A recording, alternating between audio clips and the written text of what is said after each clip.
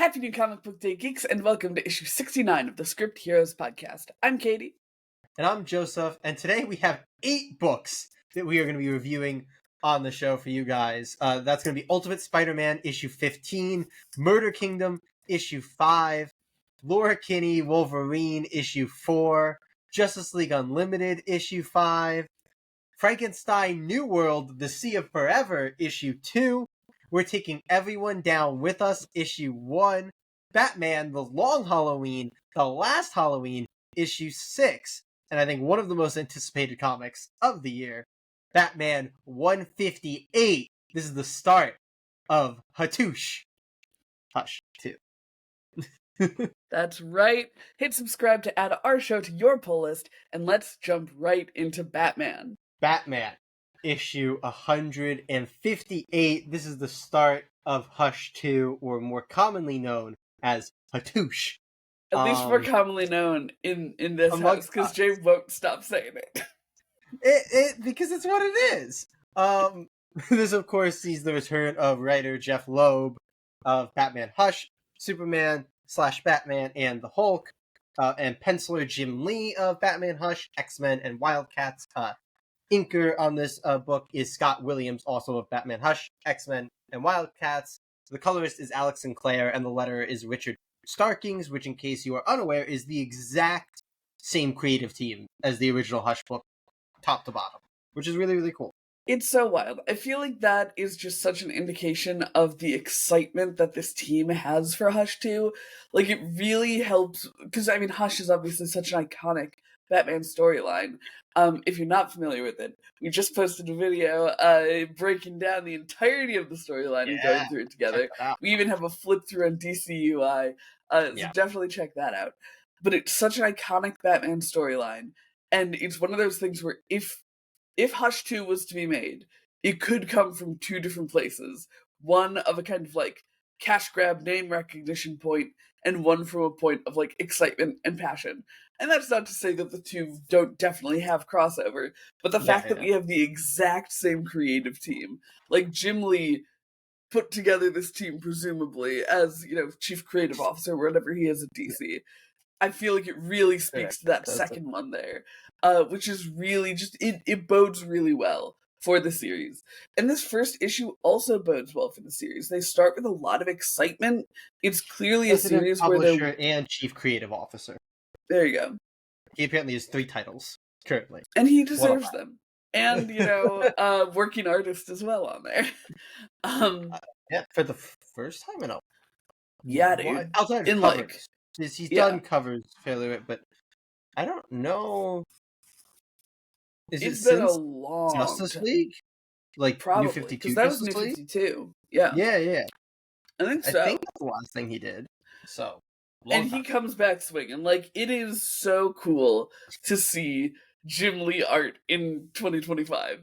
I feel like every single panel of Jim Lee's work has circulated in some sort of way. So, like, there's truly not a page of a Jim Lee book that you could look at and be like, I haven't seen that before.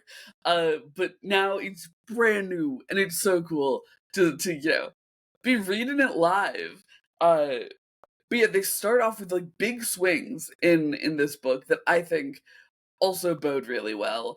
We see the Joker introduced right away, which is, he wasn't given a whole lot of love in the initial Hush. He's very much used as a pawn. But we also see Talia coming in, which is going to be a really awesome angle since Raish was really kind of a misdirection. And Talia was more of a distraction as well in Hush. It's so exciting to see the seeds of the plan being laid out, whatever that ends up being, and not knowing where things are going to grow. Super, super, super rad start, and it's got me really, really excited about Hush 2. Jay, how did you feel about the issue? Yeah, it's a very well done issue.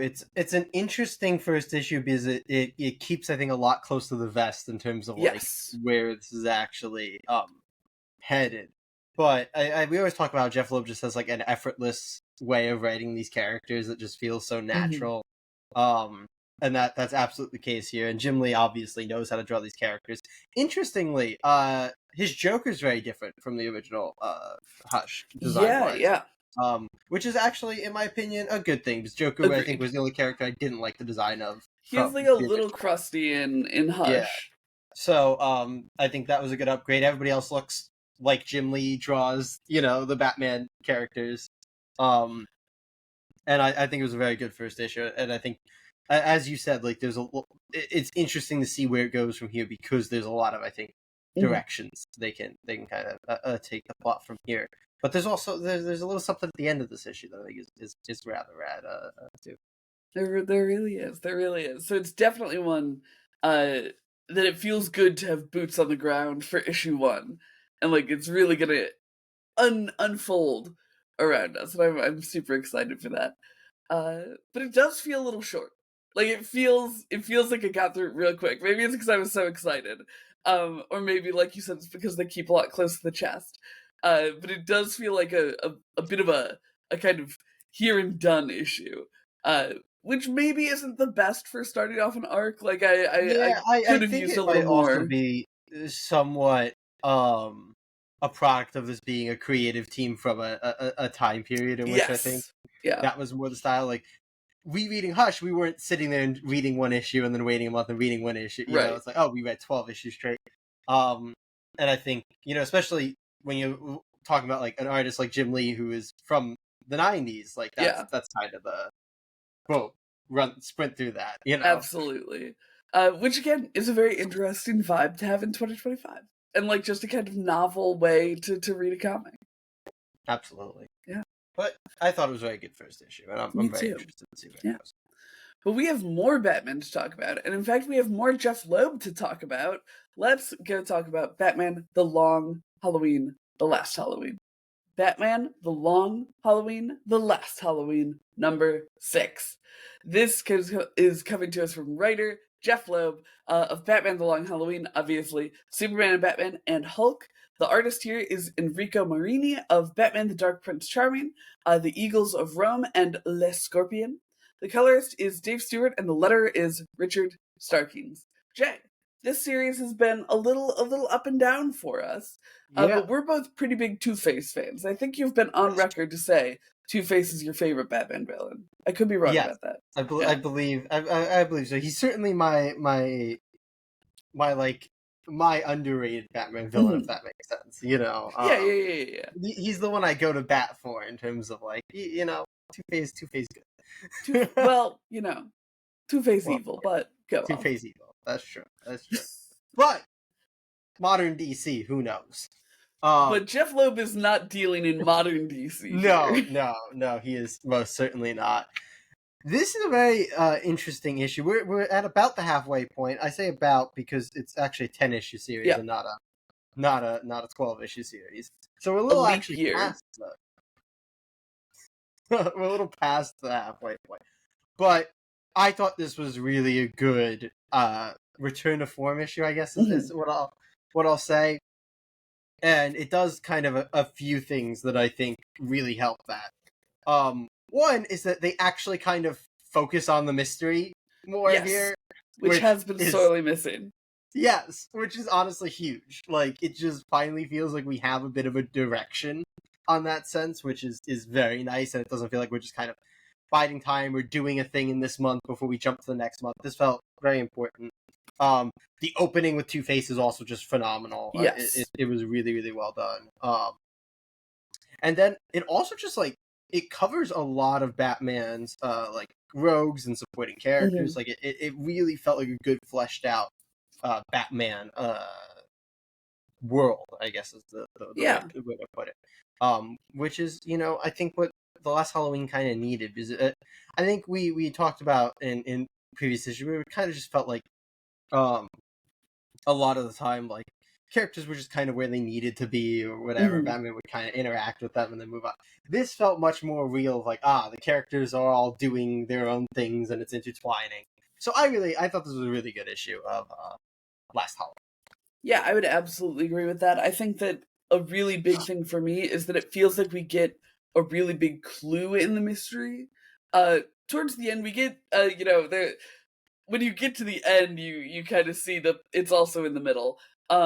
But I think that that's really huge for this series. to make it feel like we're moving forward. Like, it really does feel like we've discovered something new and we're moving forward in the investigation. I also really liked Robin and Batman in this issue. There have been a few issues where they've interacted and it's been really, really fun. And then they've been kind of separated a bit and it's been less fun.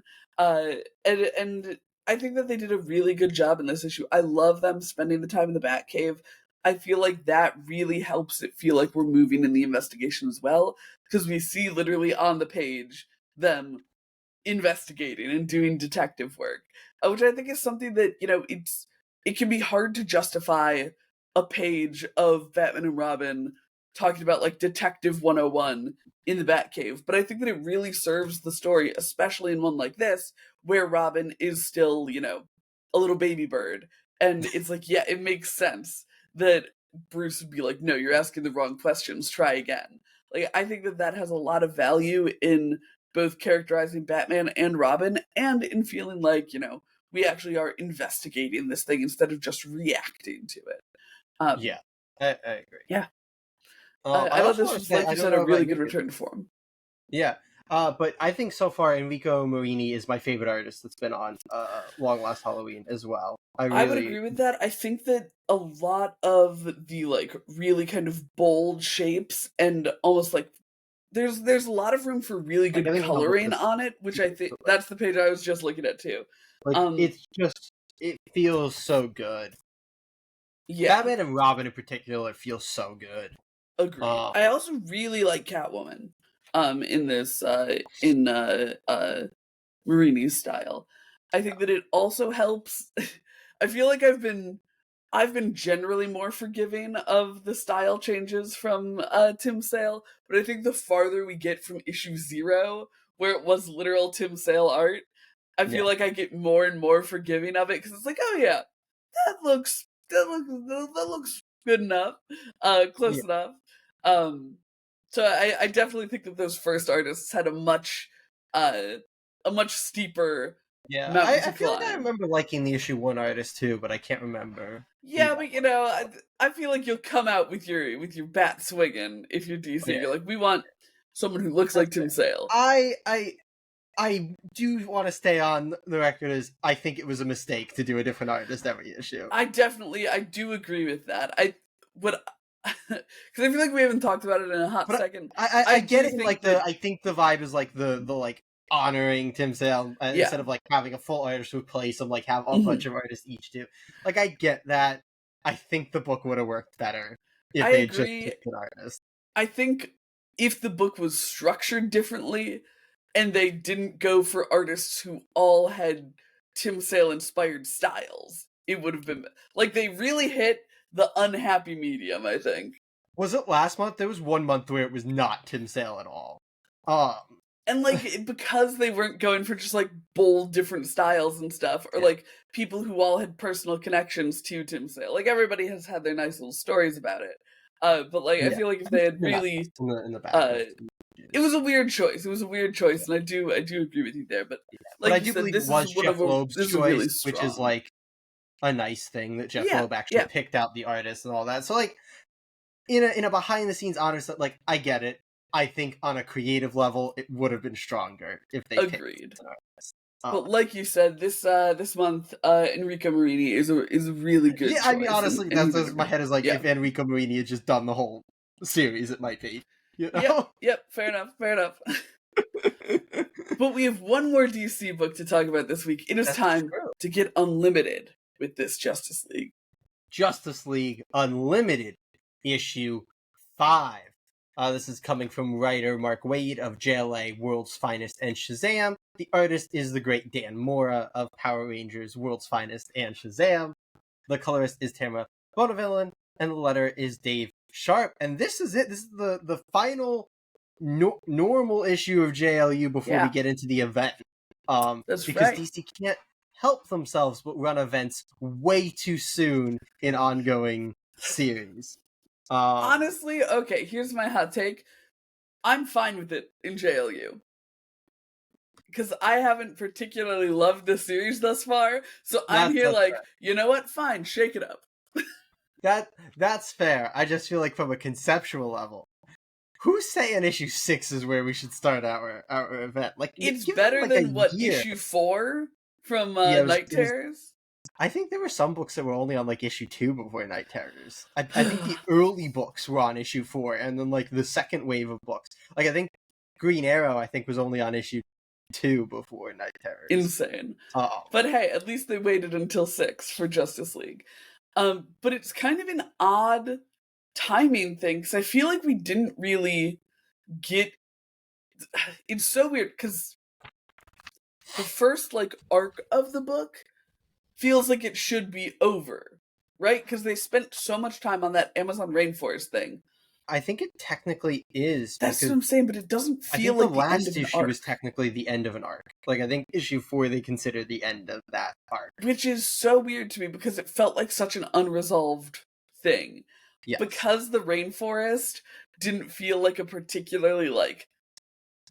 Because of how much is packed into this book, the rainforest to me didn't feel like a real, like, central conflict. Like, yeah, it was in every issue, but it also didn't feel like high stakes enough, or like it was getting enough focus to actually be the central conflict. So to feel like I'm at the start of a new arc, because that is what it felt like, and I think that it literally said it on the inside. It was like a new arc or whatever. Yeah. I'm like, is it though?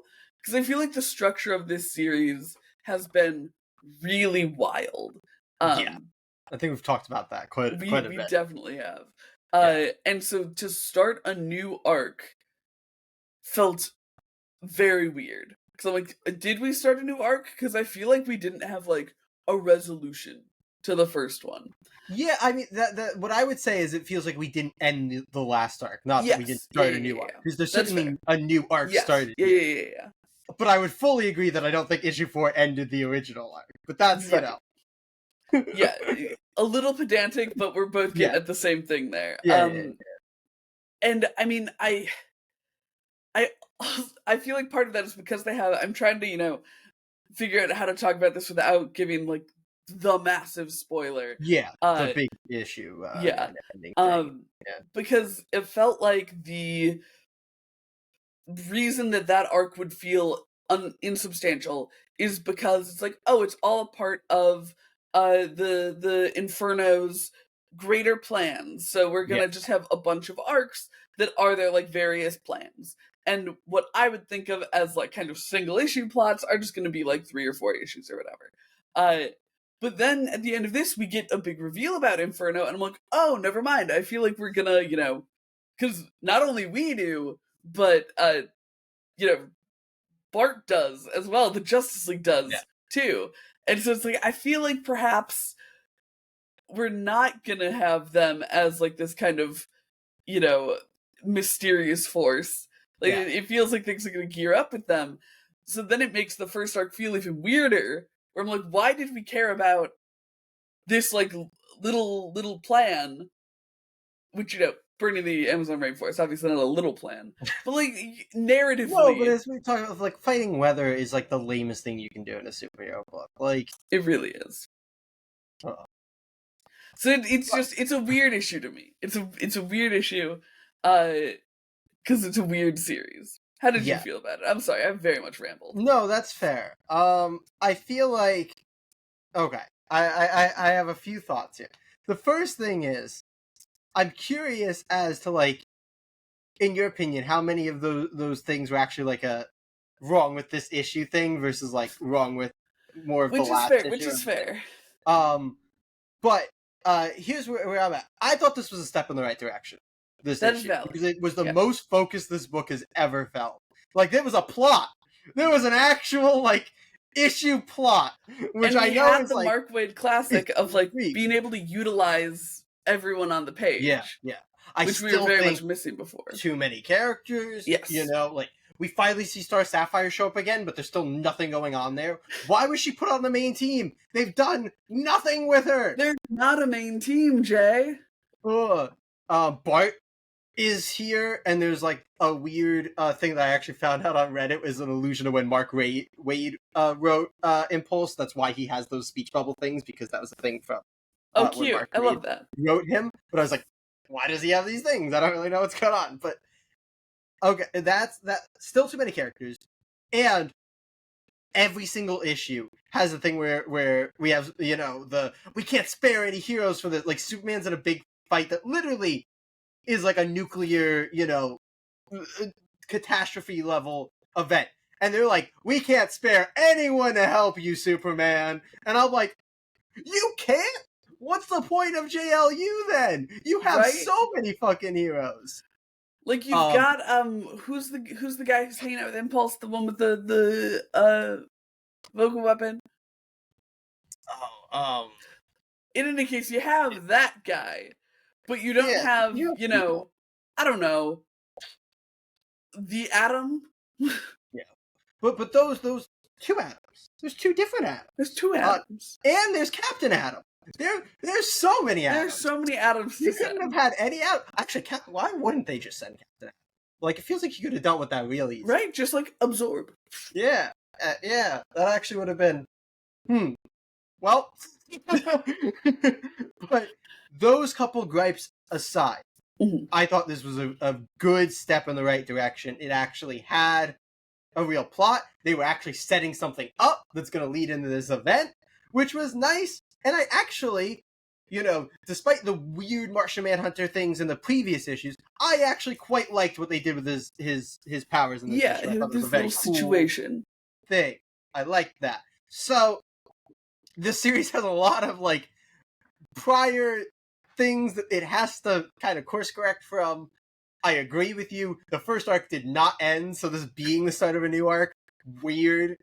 But they did introduce new things, and I thought they did it decently. They need to cut down on the characters that they're following, for sure. But I certainly think, in my opinion, this was a step in the right direction. No, that's a really fair point, and it very much is. You're right that most of the gripes that I was bringing up are gripes with the series as a whole, and not with this specific issue. And this definitely is a step in the right direction. I fully concede that. I wasn't trying to make you concede, but no. It is. You are correct, and I was letting the series. No, I mean, it's fair. It's a buck wild structured series. We can both be right. Everybody's right. We get to sing Kumbaya now.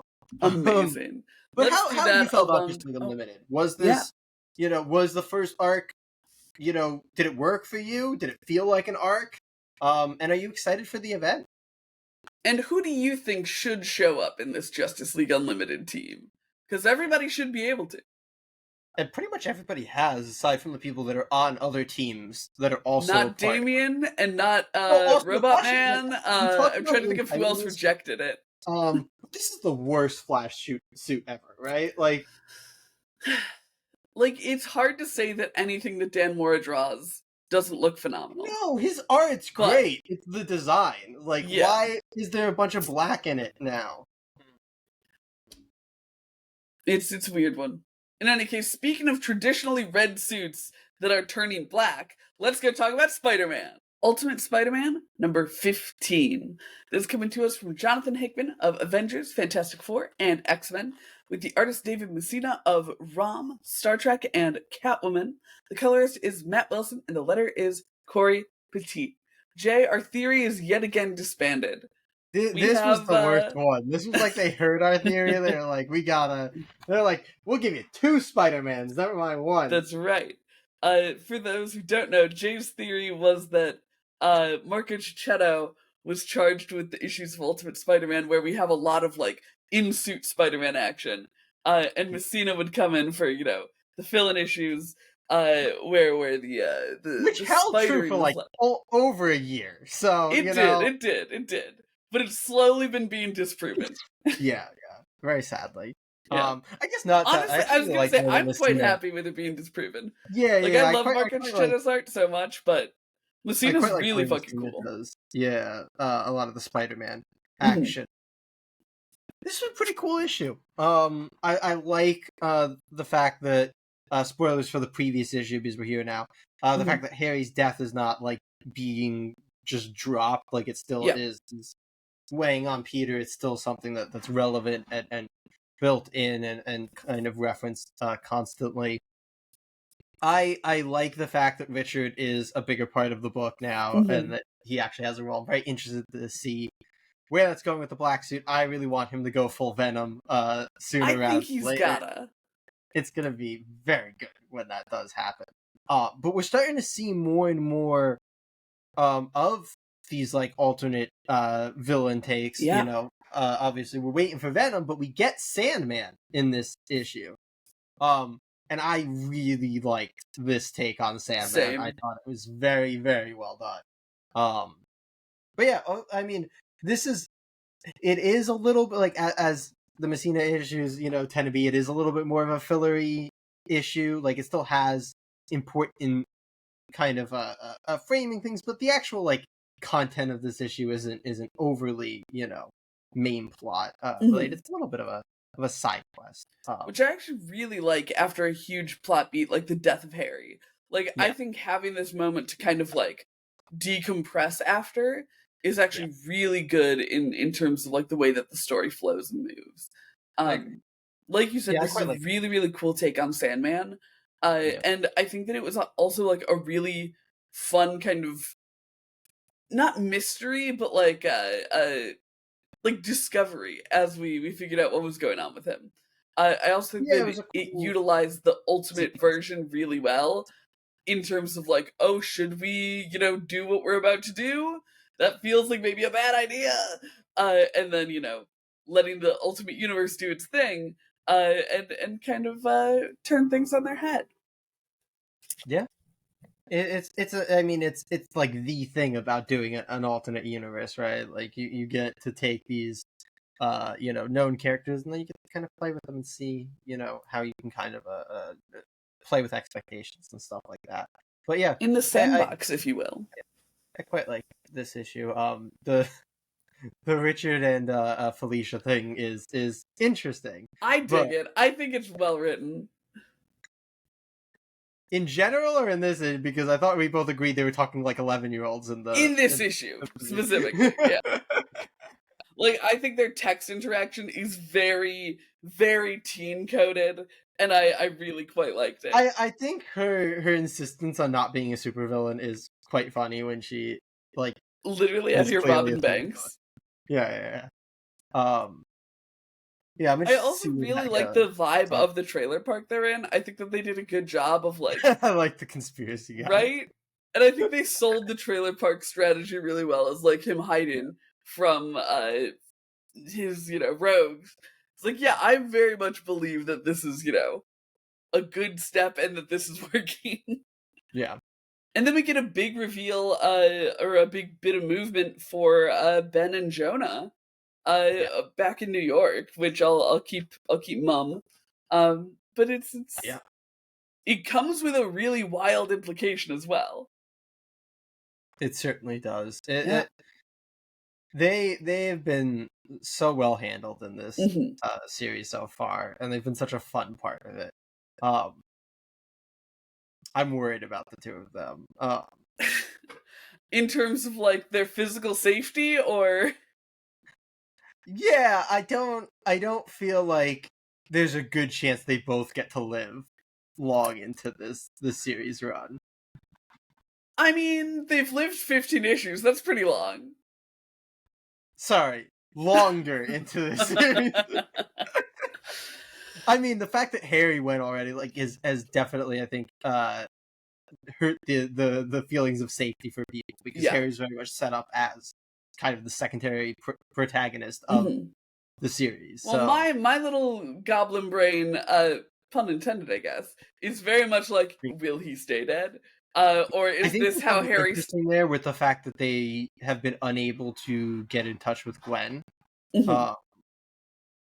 Because Agreed. You know, their family's a little fucked up, so I don't know. Gwen could be maybe doing ruin something up. Yeah, and maybe it could be our heel turn for a little, you know, goblin formula, and that could, you know, it's not gonna go. That's if Harry comes back, I don't think it's gonna be no, a happy. I don't think it's gonna be good. Yeah, definitely not. Though I do think it could be kind of anti-hero coded. I think he could come back and still think that he's the hero. I think he'll think he's the hero. Oh yeah, like obviously, what I'm saying is, I think if Harry comes back, he's gonna come back murdering villains. I don't think he's gonna come back with like a vengeance for Spider-Man, though. That's I my don't that's my hot take.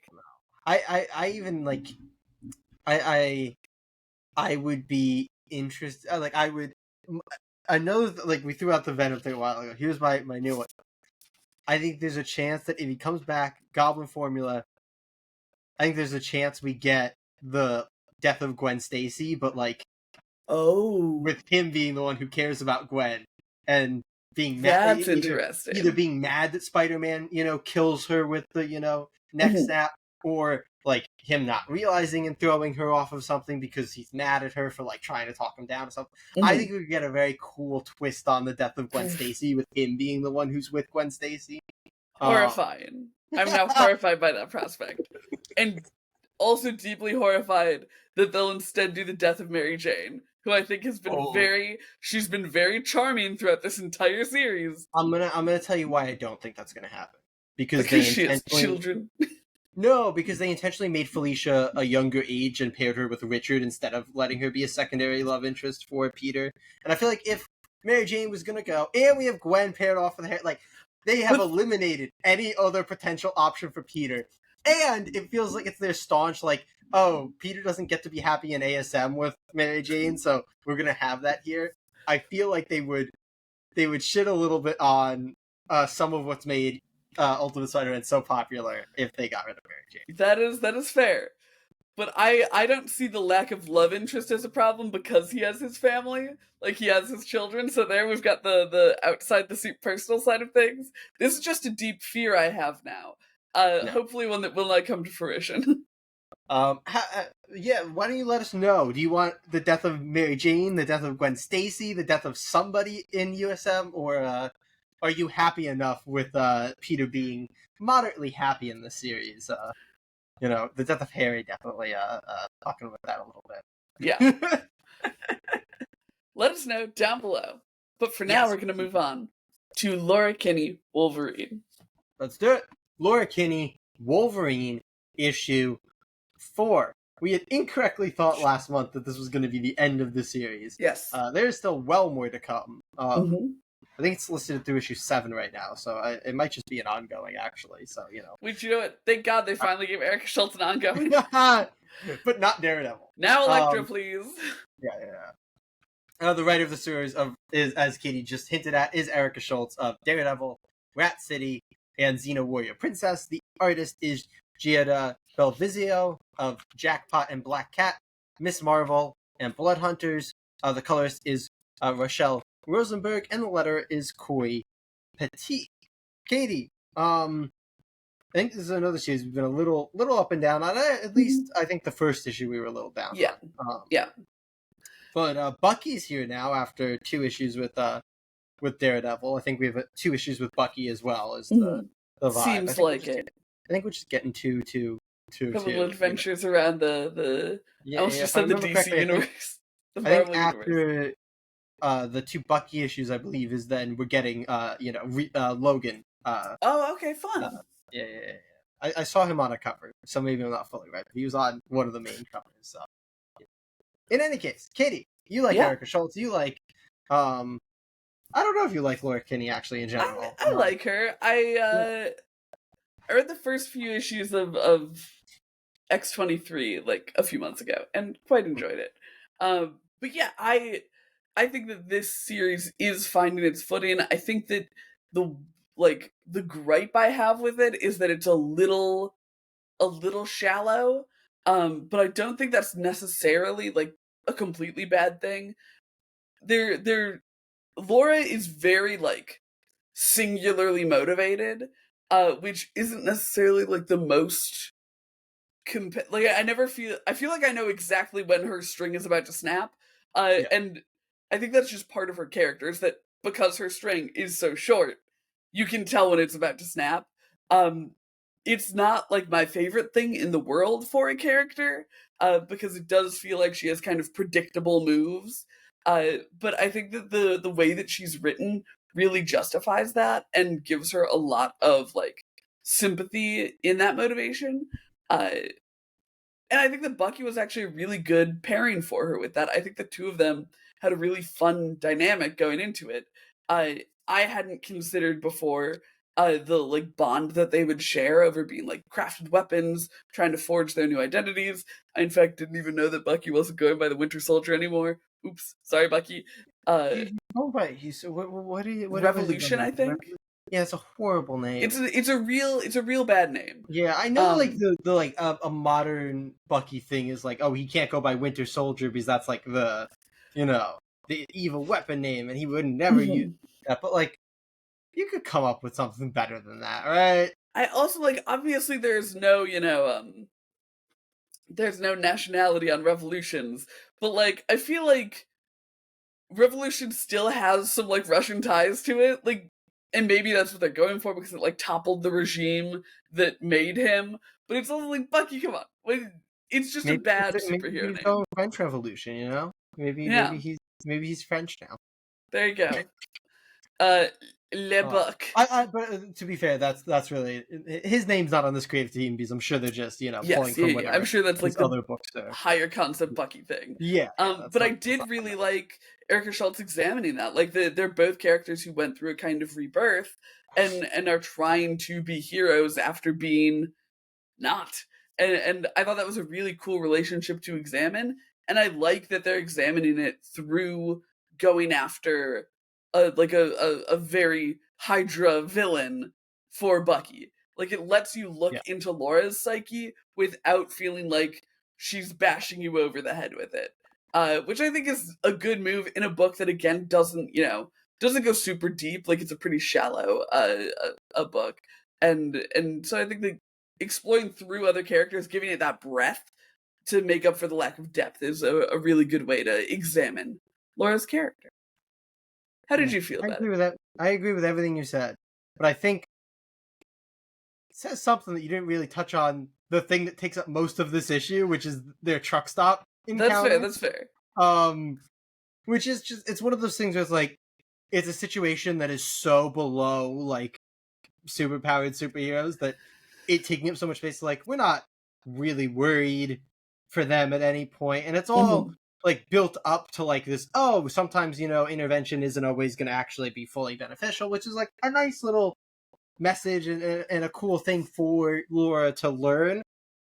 But it feels a little straight. I feel like I would have liked that more condensed, and then the like Hydra bot at the end, maybe to be longer. Which I'm sure is what the next issue is going to be. But it could be even like finding the Hydra bot being the longer part. But yeah, so like I think you said a lot of great stuff, which is why like I think conceptually her and Bucky works really well, and Erica Schultz really has like a good idea of what she wants their dynamic to be, and a lot of the captioning and the dialogue around that is very, very good. The art in this book is very, very solid too. Super fun, yeah, it's very fun. It's got a good energy to it, which is great.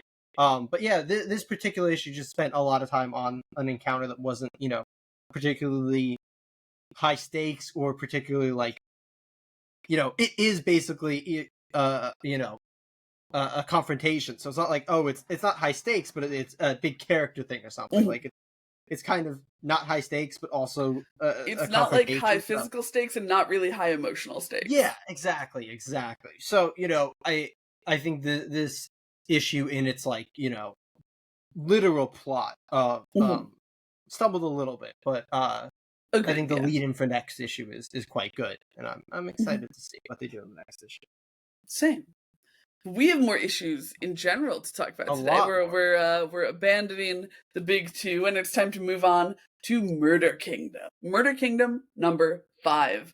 This is coming to us from writer Fred Van Lente of Marvel Zombies, Amazing Spider-Man, and Iron Man, and artist Chris Panda of Rom First Strike, Micronauts, and Transformers. And the letterer here is Becca Carey. Jay, it's the final issue of Murder Kingdom, which kind of came out of nowhere for us. We were like, new Mag Cave book, let's pick it up.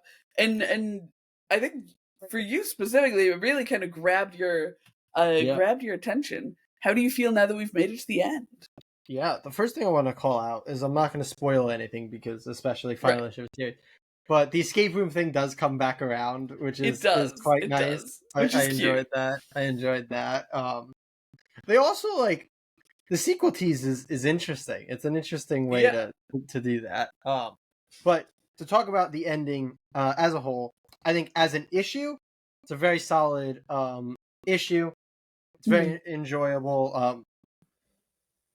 As sort of the reveal to the mystery that's been built across the 5 issues, I don't know that it was, anything super unique or Yeah. satisfying. Nothing to Like, write home about. yeah, it was like, okay, it made sense so it wasn't like, it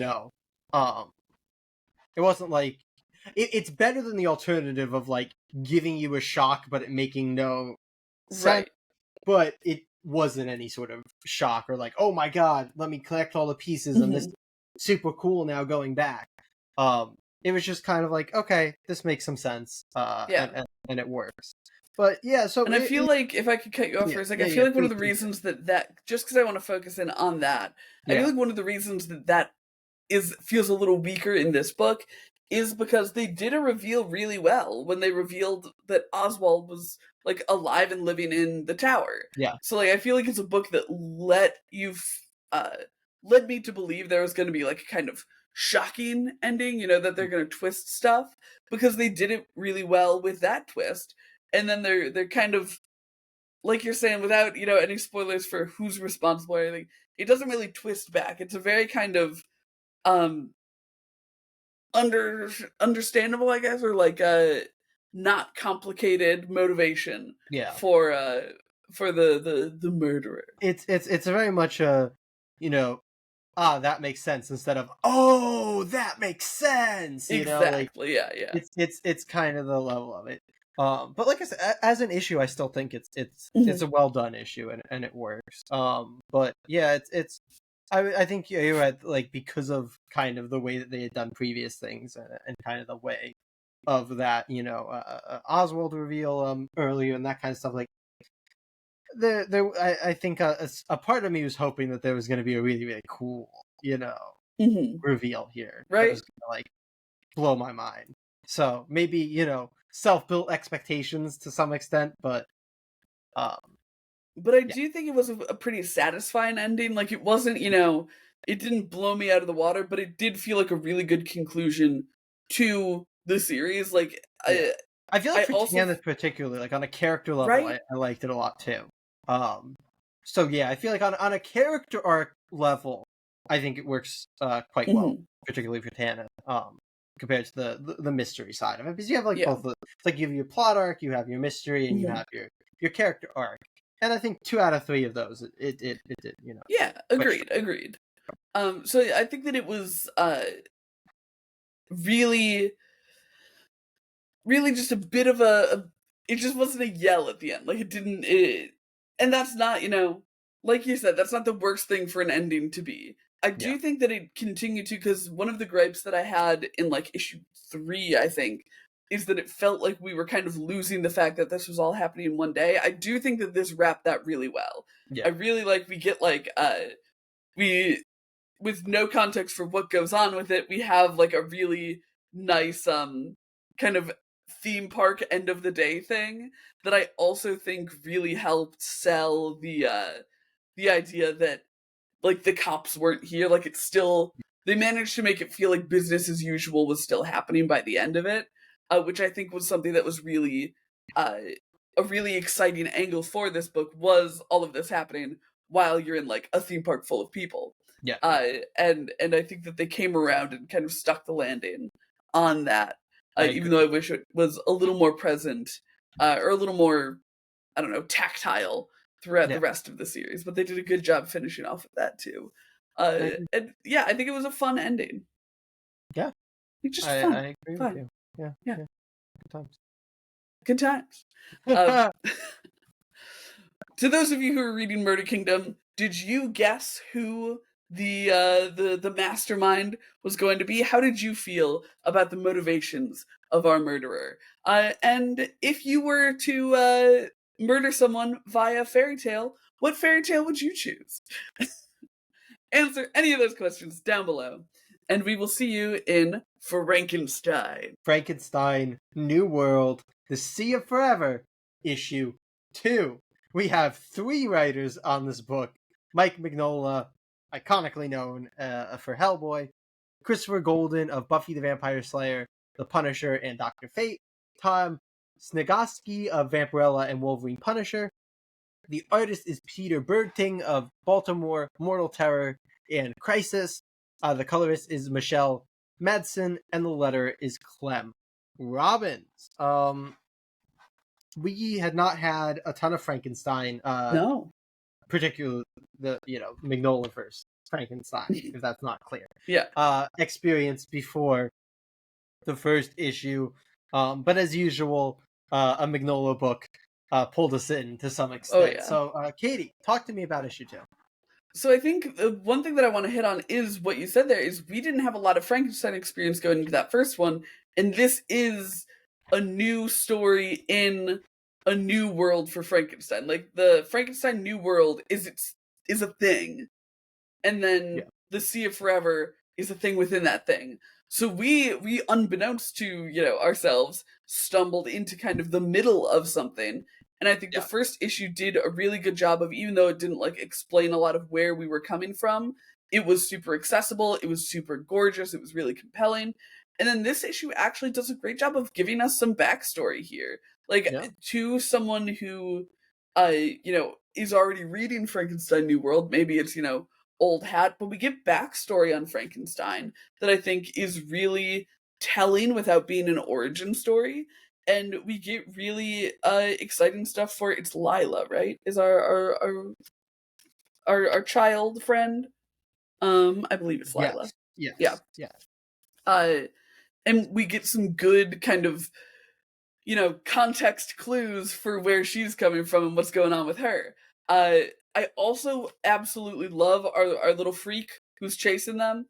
He's the fact that he's the one who gets the captions in the book is so fun and so unique, and it gives him so much room to be characterized as this spooky little villain who's chasing them down.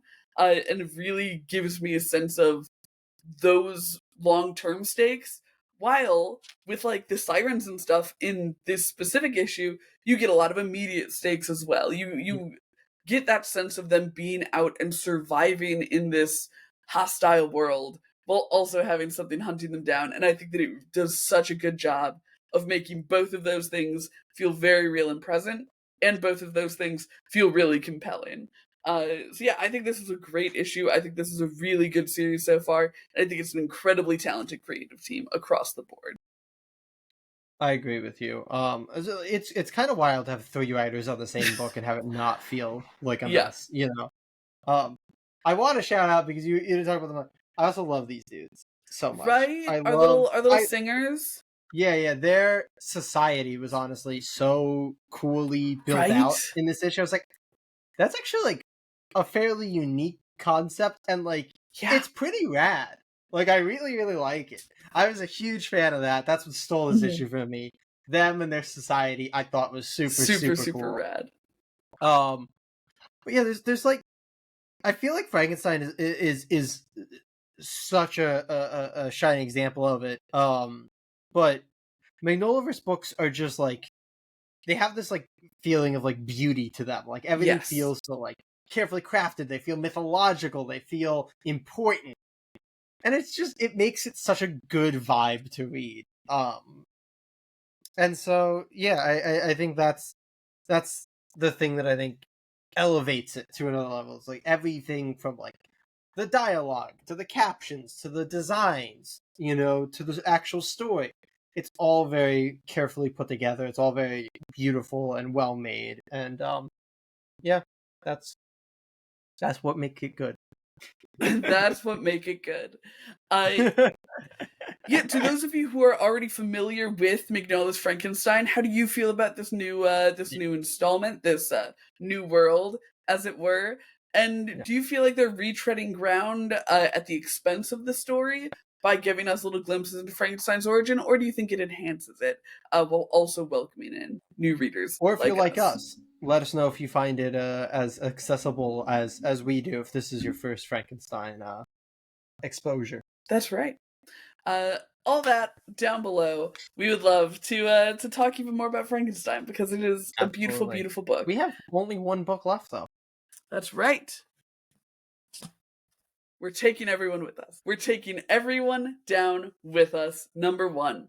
This comes to us from writer Matthew Rosenberg of The Punisher, Task Force Z, and Uncanny X-Men. The artist is Stefano Landini of The Punisher, Daredevil, and Star Wars. The colorist is Jason Wordie, and the letter is Hassan Asman Allow. Jay, this is a new number 1 coming to us. I was pretty hype about it and have drawn you in. So if you don't like it, it's my fault. How did you feel about We're Taking Everyone Down with Us number 1? I have to start where I always start with this, of like, fucking hate when they spoil the entire first issue in the blurb. I luckily did not really remember the blurb before I read the issue, so that was good. That's fair. That's very much like an editorial thing. Yeah, stop doing that. Yeah. Anyway, moving on from Plus, that. this is an image book. Todd, what the fuck? Did you actually read this one? Yeah, Todd, you could have just said, Mad Scientist, Robot Bodyguard, read book now. Like the normal image descriptions. This was fucking great. This was such a good issue 1. It's double size too, which really, really helps it. But this is rad. Like, this is such a cool concept. There's a lot of questions, but in like the good way of them like layering information and different things and making you question things. Because you kind of know a bit more than Annalise, but not like at a point where you know for sure kind of what's going on and all of the stuff that you see and really like how it all works. These robot bodyguards they're so charming. Hilarious. Oh my god, I love it. And then Annalise like knows how to manipulate some of them, and it's just a really good vibe. I really like just the dynamic between her father, her, and the robots in his like lab and everything. Like, it works really, really well. A lot of that is set up that won't really be following us into the series, most likely, based on the way that the first issue went. But I think that it does a lot of really, really great setup. And also, Stefano Landini has such a distinctive art style that lends itself to this particular book and world so well. And I feel like a lot of times in creator-owner series with like these ridiculously distinctive art styles in a very different world, it just helps make that world feel like such its own thing. But yeah, I thought this was phenomenal. I thought this was such a ridiculously good first issue. Absolutely. Oh, and Jason, we've talked about Jason Wordie being like one of the best colorists in the business. Yeah, we experienced him in Morningstar, and he's doing it again here, and We're Taking Everyone Down with Us. The way that he uses like really bold colors and really like gorgeous color contrasts is so fun. I think it does such a good job with characterization. Like, I was holding up this page where everything is pretty like white and sterile, and then even from 1,000 miles away you can see Annalise on the page in her like bright red shirt. It's so cool. It's all done, we've talked about this 1,000 times, it's all done with so much intentionality, and pairing that up with Hassan's lettering, which is always phenomenal. The like down the fucking list, this creative team is just great. I love the stories. Can you hold up the man melting? Yes, I can. Because I feel like that's just such a good example of how fucking rad this book really is. At points. We have and I don't have a physical copy, so I felt the need to have you do it. There you go. Look at that. Absolutely gorgeous. And it's one of those things where at the start you really, because the blurb very much spoils everything, which is a bummer, but it doesn't spoil one specific thing. And it's one of those things where it kind of like you really get those breadcrumbs going, and it's one of those reveals where it then makes everything be like, oh, this like blows the whole world wide open. Like, it goes from being so insular and like kind of close to the chest to, with this one reveal, being like, I understand exactly what is happening here, and I'm so fucking on board with it. I think that Annalise is a really well done character. I think we've got a real kind of like, I don't know, Ellie from The Last of Us type going. Like that kind of sassy and smart kid without being like obnoxious about it, I am so excited to see how we get from the end of this issue to the main plot, because we know what the main plot is going to be. Like, I think that's going to be such a good, like, shift and moment where it's going to, like, really, really get its feet under it and start just taking off running. And I'm so excited to be along for the ride for it. Agreed. Yeah. Great issue. It's what you want out of an issue 1. And we've talked about how much, like, the oversized first issues, and a lot of times it's not even a full, this is a full double issue. A lot of times it's more like a 30-page or 32-page first 32. issue. Yeah. This getting a full double-sized first issue is so good. It's just so good. But this is what you want out of a first issue. It's all the setup, like, it's all the setup to get you to where the book needs to take off. Yeah. So we don't have to wait time. And more issues about that. Getting you invested in the characters. It's introducing you to the world. It's great. 10 out of 10. To those of you who have read the issue, how did you feel about it? Do you like having all that extra groundwork, or do you like getting, like, right into the action, the actual plot of the book? Also, what robot do you think is you? Tag yourself. I think I'm the one that got hit by a rock and can't make sentences anymore. There you go. Yeah, it's true. No, it's true. Yeah. It's true. He struggles with sentences. You know what? It's not like you don't. Yeah, that's true. We both struggle with sentences, which is why we talk to each other for an hour every week. Yeah. But that is it for our polls for this week. So it's time to pick out our pull list recommendation. I have mine. I don't know about you. I have mine, yeah. Well, do you have yours? No. That's right, because I think we've landed on the same issue here. Yeah. The script heroes unanimously pull. We're taking everyone down with us. Jump in now. It is going to be such a great ride, and you're going to want to be there for the whole damn thing. Yeah, absolutely. But of course, just because it's the end of today's episode doesn't mean that you'll never see us again, silly listeners. We've got an episode coming next week. Silly listeners. You silly listeners. We have books coming at you next week. Jay, what are we reading next week?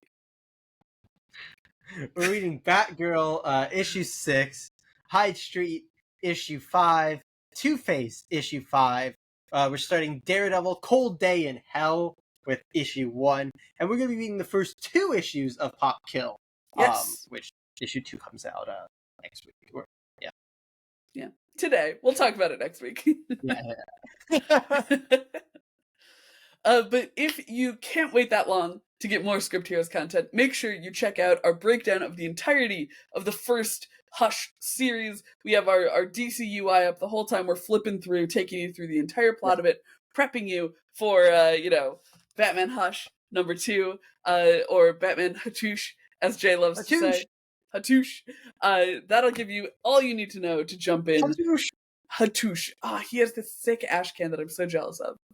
And if you missed it, we had an interview with John Layman, the writer of Titans, a couple weeks ago. Be sure to check that out. He talks all things Titans, he talks about how he got the gig, and he gives a little tease for some news in the world of Chew. So if you're a Layman fan, definitely wanna go check that one out. But Jay, what else do we have coming up? We have a video coming out this weekend. I don't know that we've decided what it is yet. I think it's the Absolute Universe. No, that's week 2. I believe you. Yeah. In any case, there will be a video this weekend, gang. Keep an eye out for it. It's a surprise to you, and it's a surprise to us. We'll do one of 2 things. So we'll talk about it after this. But that's whatever. Watch us. We talk. Subscribe to us. Comment. Do the things. And hopefully, we'll see you next week. Comic Geeks.